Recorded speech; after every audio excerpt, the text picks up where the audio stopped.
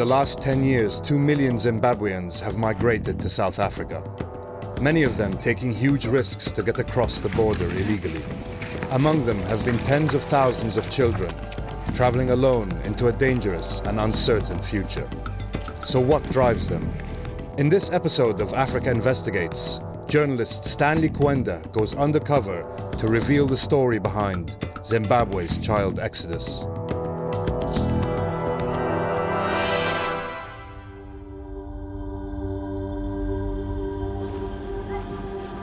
My name is Stanley Kwenda, and I am a Zimbabwean investigative journalist.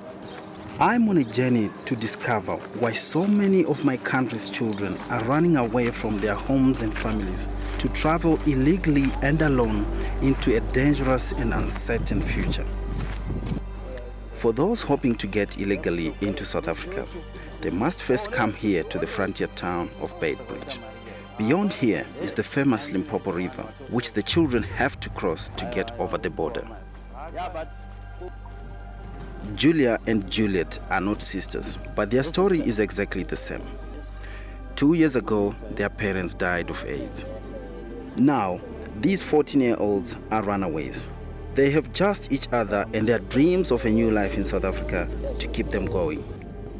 I want to travel with them on their journey. But I have to be careful. Although we have permission to film, using a camera too openly in Zimbabwe will get you arrested. Like many of the child runaways, Julia and Juliet come from the province of Mozingo, and this is where my investigation begins. I want to understand what drives these children away from their homes. These spoiled dumps are all that's left of an asbestos mine. This industrial wasteland reminds everyone in Mashawa village of the times when this whole region was doing okay. There was a dispute between President Mugabe's government and the mine's owner. The mine closed and poverty came to everyone's door. Petronella and Concilia are first cousins. Like Julia and Juliet, back in Beitbridge, their parents died of AIDS. For the last 3 years, they've been living with their 80-year-old grandmother. 14. I've come here to stay with them, to see what it's like to live in such poverty. There are 60 other AIDS orphans living in this village, and 8 more, including Petronella's brother, who have already run away to South Africa.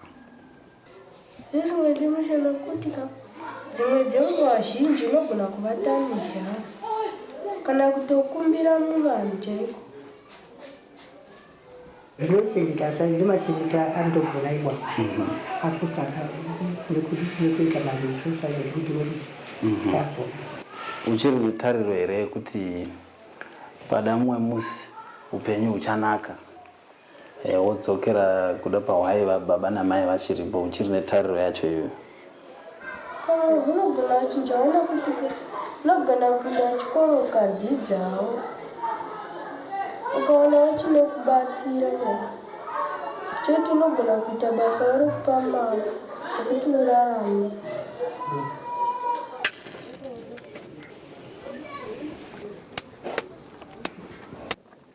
Getting enough food to eat is the daily struggle for hundreds of thousands of children in my country.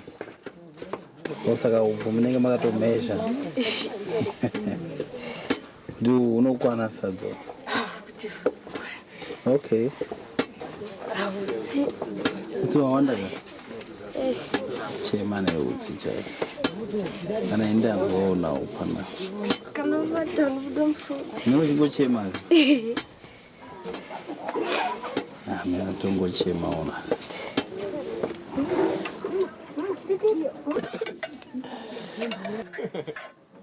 The vegetables are tiny, and this meal is bigger than usual because I'm a guest.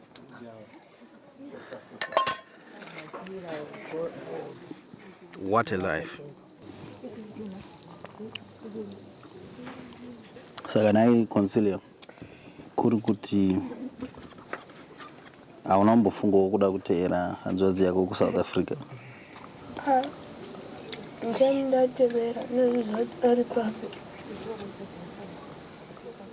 Okay.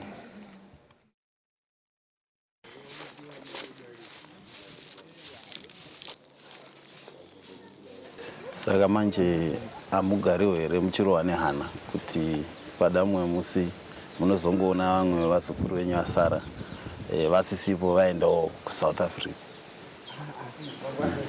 Handisi mufungwa ndingatinguza kuti nitsvaka mari pamwe ifungwa akawana mari ine handisi mhana kana ndokureka ndoti handiri kuzipa BP.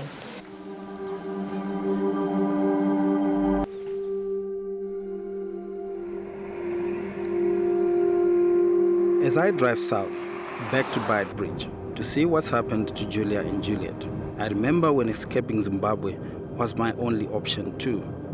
3 years ago, I wrote a story about a powerful policeman and the deaths of a number of election protesters.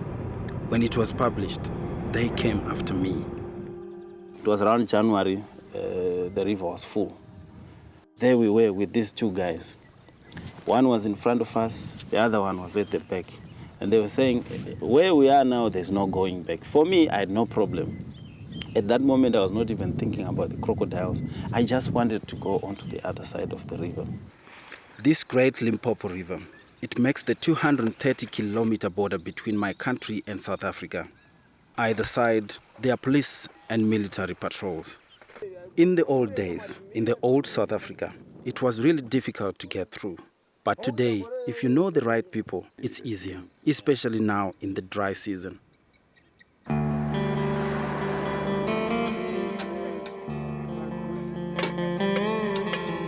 Back in Beit Bridge, Julia and Juliet need $50 each to pay the local smugglers known as Magumagumas for a safe crossing.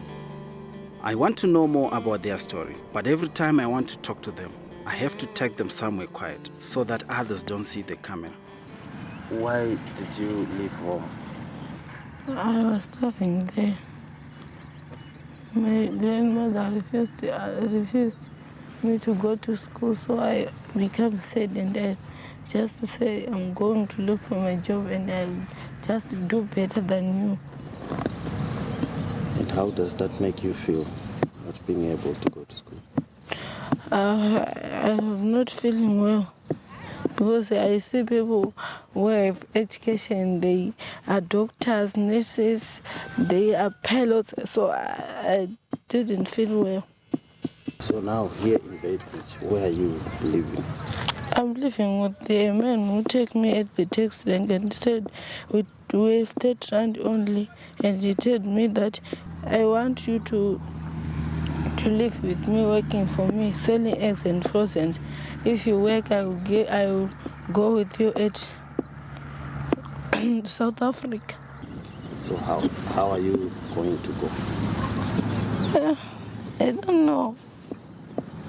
But that man, we told him that we don't have passports, both of us. He said, I will go with you, don't worry. Who is this man? His name is called Ian. I don't know where he comes from, but I just met him at the taxi rank. And he takes people to South Africa? Yes. Just over there is Soki Bar. I've just heard that this is where most of the human smugglers hang around. So I'm just going to have a look if I can meet some of them.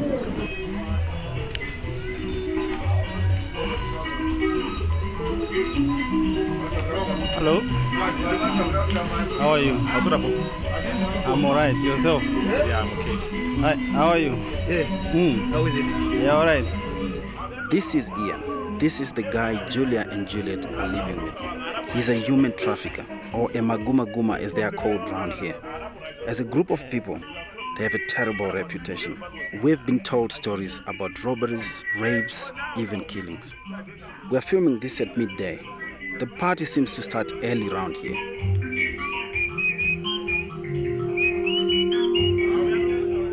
Hanging around the bar is a boy we don't recognize. His name is Joseph. Later, he will become very important to our story. What happened next was a big surprise. Ian was so friendly that I told him I was interested in filming the whole people smuggling business, and he offered to show me his smuggling route. I'm hoping to get a chance to ask him about the Magumaguma's terrible reputation. So I go into the main road. Yeah. Oh. Somebody use this one. This one. Yeah, Don't you empathize with the children? Don't you feel sorry for them that maybe you can just help them cross? Yes, I'm saying sorry for I'm saying sorry for those children, but nothing I can do. You see, my friend, and me too. I'm hungry, like those children. They say you rape these children. Not mine. Those kumakumas. If you go alone to the river, yes, they rape you. After the interview, Ian showed me the smuggling routes. I can't work him out. On one hand, he's an illegal child smuggler, and on the other, he says he protects the children from other dangerous Magumagumas who would rob or rape them. But I need to keep on good terms with Ian if we are going to cross into South Africa with Julia and Juliet.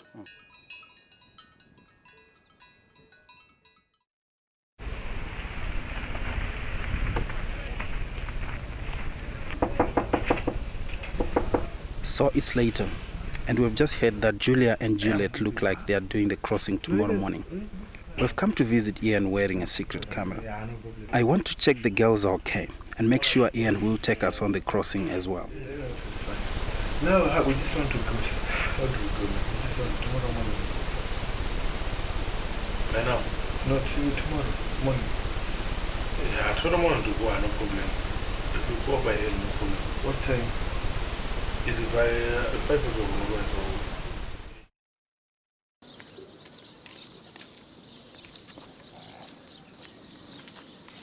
We've just been told that we should wait here, the car will come and pick us up. As soon as you go to the door, ndakazama kuti ndirarame nenzira dzipi zvakaramba saka nditi nditry ungotry. Okay. Paganaka. Where's the extra woman? Before we go, Ian wants me to pay for our passage. Me and my director, $100. He also wants extra for security. We squeeze into a small Toyota. These days, smugglers prefer small cars because they are less suspicious to the police. Juliet sits in front, next to Ian, while Julia is next to me. Ian is very alert, instructing the driver on the best route to take.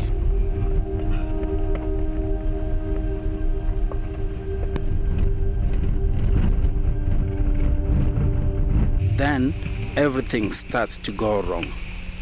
Who is this? Who is this?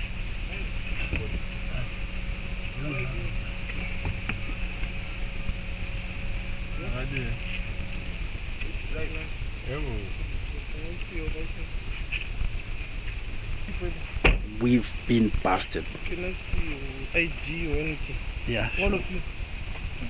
You are detectives from State check the page of robbery here. Okay. That's right. Ian is calm because he's used to this game. This should have been a routine roadblock, but we have handed our identification documents, and they now know that my director and I are journalists. Ian has been through many roadblocks like this before. Normally, he would pay a bribe, and the girls would be on their way to the border. Now Ian and the others are trying to drive off and leave us. We have become a liability, but the car stops up the road. The police have found our main camera in the boot, and things are getting complicated. I actually have 2 secret cameras running, and the police are very suspicious. The CID are very tough, and if they find the secret cameras, we could be in a lot of trouble. I turned both the cameras off. They found one of the secret cameras. I keep the other one running. Then they accused us of being spies. That's when we decided to tell the detectives what we are really doing here. That we are after the bad guys, just like they are. It works, but we are not getting our camera back. And before we are free, we need to pay some money. talk to them, but what I'm saying, if you delay, somebody's going to come others. If others come here, it's going to take us one time just to shut off. Nothing. No, but the man is talking still. Oh, all right, talk to me. Yeah. It was a tense moment. Some of the young girls that we were with were thinking of running away, even the magumagumas themselves. But we managed to calm our nerves, although it was really a very tense moment. We are still wondering how we managed to get out of the situation. But unfortunately, we couldn't go to the river crossing because it was getting dark, and the magumagumas decided that we cross tomorrow morning.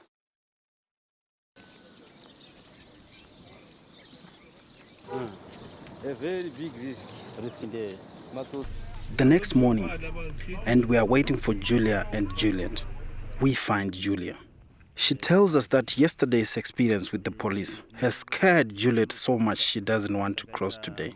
And Julia is going nowhere without her friend. But after our meeting with the CID, it's time for us to move on. Ian has another customer. It's Joseph, the boy we had seen outside the bar. We are going to cross with him. This is his second crossing into South Africa. The first time he was robbed of everything and he had to come back to Beitbridge and start again. That's taken him 8 months of work to make the $50 he needs for the crossing.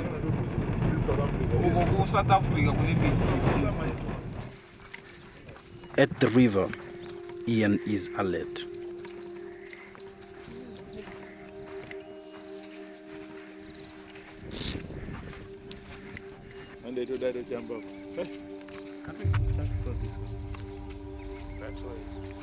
We've just trying to cross now, and the guys have just been showing us where we are going to be crossing. All of us are looking out for police or military on both sides of the river. They've stopped.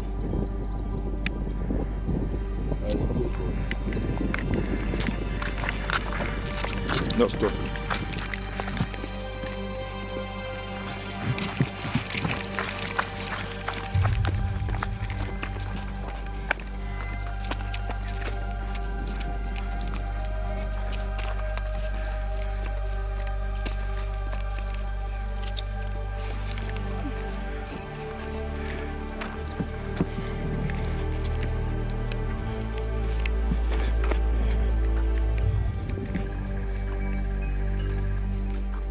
This is it, and we are here.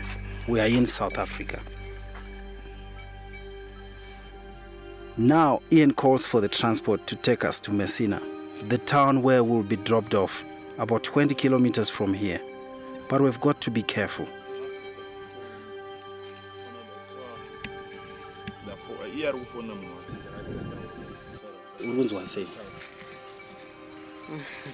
Sit down.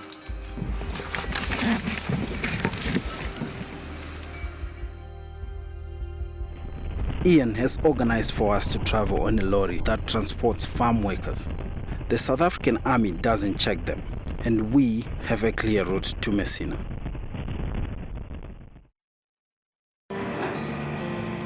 This place is so different from Zimbabwe. People here have money, it's well organized, and it's free. But it's no place for a young boy from Zimbabwe on his own. Illegal refugees are resented here. Wasvika mumesina urunzwa sei? Ndakufara nekuti ndasvika kumesina. Sei urunzwa kufara?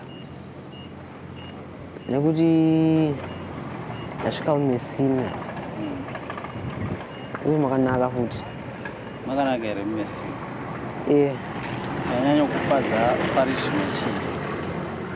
Ndechekuti ndasvika kuSouth. Chii chaungati iwewe dai vanga vari vapenyu? Chaungadai waiti zvingadai zvakasiyana nepari zvinobva vasiwa? Dai vari vapenyu ungadai ndiri kumba.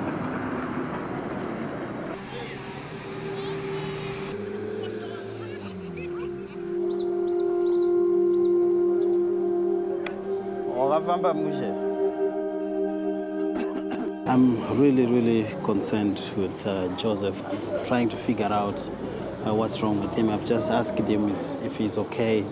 He's telling me he's okay, but he doesn't really look okay. Now, Joseph reveals he's not completely alone in South Africa.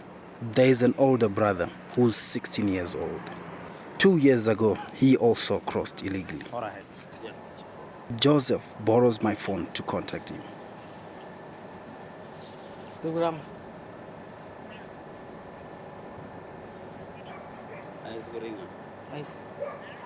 Hello. Ndini Joshua yamuntori. Ndiri kumesina. Munouya rini? All right.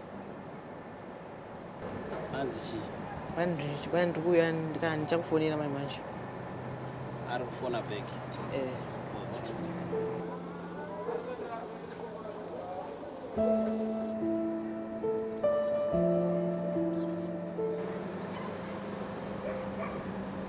Hello. Vandinawo vanondipa foni kuti titaure nemu.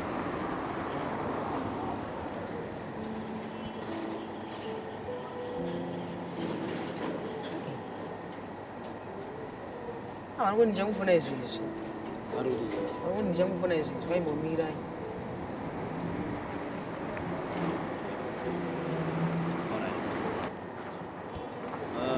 His brother is saying he will call him back. It seems like he can't speak to him now. I don't really know what's happening on the other end. It's getting late. Joseph's brother hasn't called back and is going to need somewhere to stay.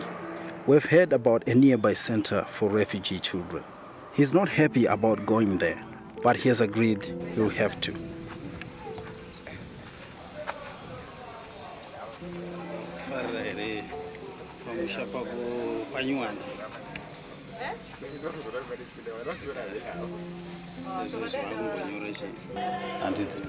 All right, Andy.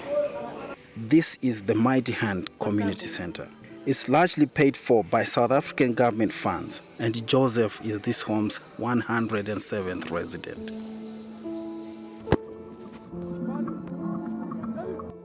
Yeah, I think here in South Africa it's quite a new phenomenon. It's something which we've never experienced, and as such, because it's all a new experience to us to say children that child migrants. Even the department themselves, it's also a learning curve. For these child runaways, all their dreams have led them to a sparse dormitory in a foreign land. This first day of Joseph's new life should be more of a celebration. But it's a flaw when new arrivals like Joseph must rest their weary bodies after a day that he and I will remember for the rest of our lives.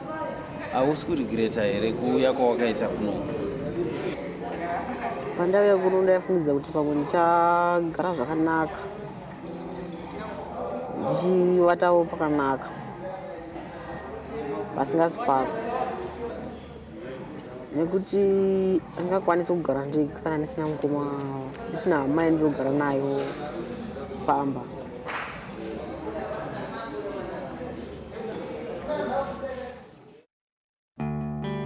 At least Joseph is safe. Thousands more like him won't be. A lucky few might find a better life in South Africa, but others will simply disappear.